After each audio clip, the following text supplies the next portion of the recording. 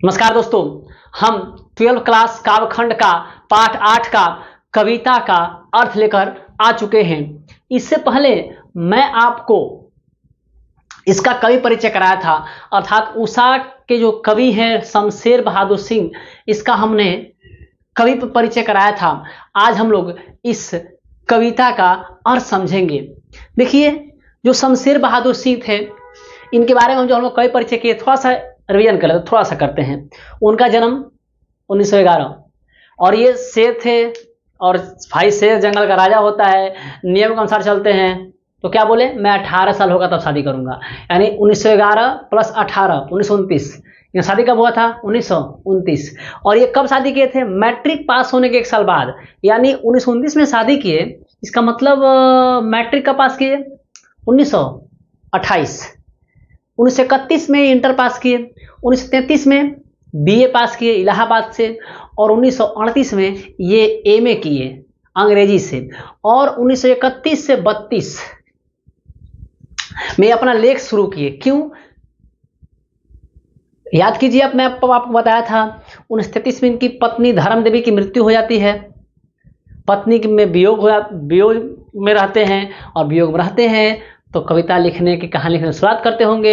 1932-33 में लिखने की शुरुआत किए। इनके पिता तारीफ, प्रभुदेई, चुका नहीं हूं मैं, इनकी कृति कुछ याद आ रहा है आपको? दूसरा सप्तक याद आ रहा है? हाँ, तो आप उसे देख लीजिएगा एक बार। इससे पहले मैं कराया हूं और कुछ याद भी करवाया हूं, जिसे आप भी मैं बोला, जो लोग देखोगे उनको समझ में आ रहा होगा। चलिए हम लोग बिना देरी किए हुए इस कविता का अर्थ समझते हैं। देखिए, शमशेर बहादुर सिंह एक प्रयोगशीलवादी कवि थे, और इन्होंने जो अपना चित्रण कविता लिखा है, ये इनकी कविता में एक चित्रात्मक दृश्य दिखता है। अर्थात जो ये कविता लिखते हैं ना, इनकी कविता जब हम पढ़ते हैं तो हमारे सामने उसका दृश्य सामने दिखता है, और ये प्रयोगशीलवादी कवि हैं। चलिए देखते हैं इनकी कविताओं को। और उषा, हम आपसे बोले थे कि उषा जो होता है ना, उषा उस समय का पल होता है जब सुबह सुबह सूर्य की किरणें निकलने को होती है, और जो हमारा नभ होता है, अर्थात आसमान होता है, अर्थात आकाश होता है, वो नीला पड़ा रहता है, फिर नीचे लाल पड़ा रहता है, और फिर जब सूर्य निकलता है तो धीरे धीरे पीला प्रकाश होता है, और वहाँ पे लाल रंग झिलमिलाने लगता है, और लाल रंग हट जाता है, और फिर सूर्य का किरण आता है और पूरा उदय हो जाता है। और जब सूर्य किरण आता है और उदय होता है तो उषा खत्म हो जाता है, अर्थात जो उषा का पहर होता है वो खत्म हो जाता है। ठीक है, अब आप इतनी मेरी बात को सुने हैं तो आपको कविता अच्छी तरह समझ आएगा। चलिए लिखते हैं शमशेर बहादुर सिंह कि प्रात नभ था, नभ माने आकाश आसमान, प्रात नभ था बहुत नीला शंख जैसे।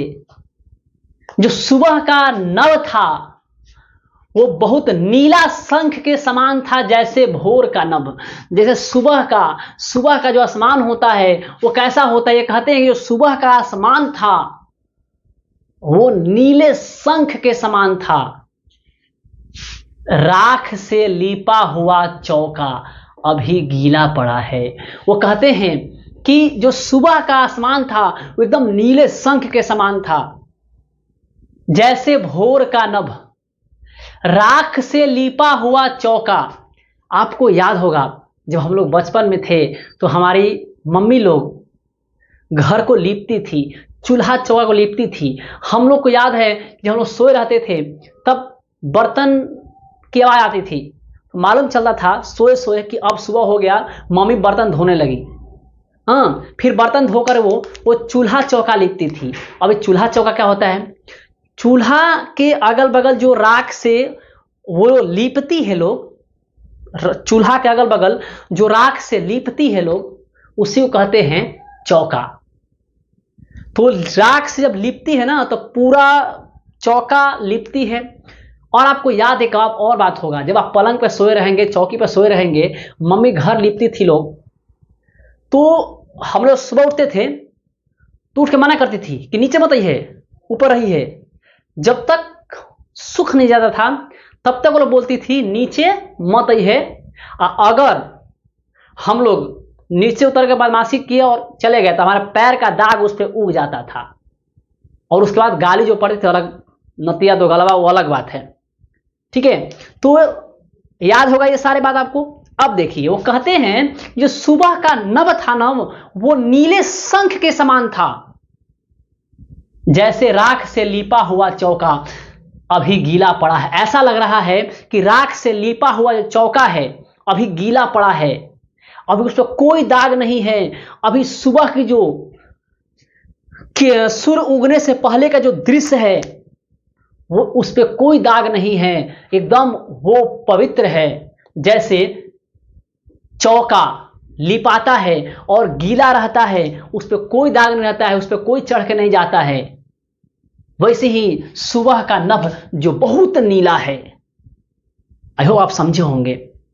अगला देखते हैं, फिर वो कहते हैं कि बहुत काली सील जरा से लाल केसर से। वो कहते हैं कि बहुत काली सील, सील मतलब सिलवट, सिलवट सील का मतलब पत्थर होता है। आप देखोगे सिलवट लोढ़ा नाम सुने होंगे, हाँ सिलबट्टा, सिलवट लोढ़ा नाम सुने होंगे। तो सिलवट जिससे मसाला पीसती थी लोग, मम्मी लोग हमारे, हाँ। तो बहुत काली सील जरा से, बहुत काली सील पर, काली सिलवट पर, जरा से लाल केसर से। ऐसा लगता था कि जरा से, थोड़ा सा लाल केसर से कि जैसे धूल गई हो।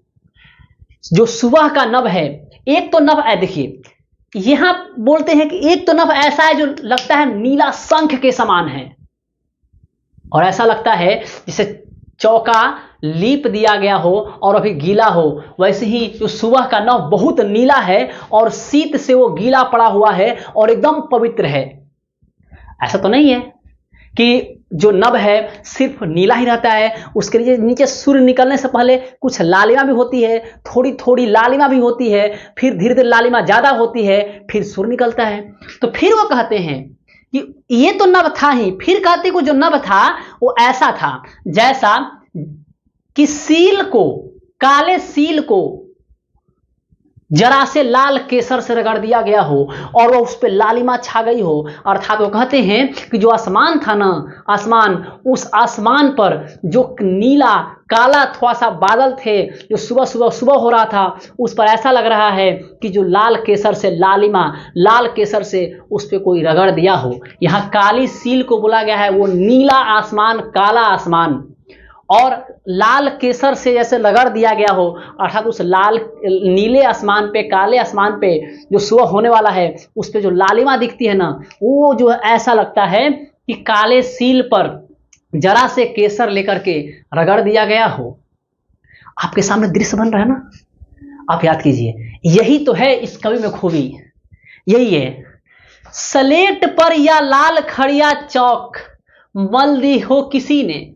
वो कहते हैं ऐसा लगता है कि जो हम लोग स्लेट पर पढ़ते थे ना, स्लेट पे उस वो तो काला रहता था, जो हम लोग पढ़ते थे स्लेट पे बचपन में, क लिखते थे, क से कबूतर, ख से खरगोश, सरकार के रोड, पुलिस के डंडा, मुर्गी के अंडा, बिलाई के पूंछ ना, हम लोग काला स्लेट था। ऐसा लगता था कि उस काले स्लेट पर लाल खड़िया का चौक रगड़ दिया हो किसने। ऐसा ही सुबह का लालिमा दिखती है। ठीक है, आगे बढ़े। नील जल में या किसी की गौर, गौर मतलब होता है किशोरी, किशोरी मतलब स्त्री।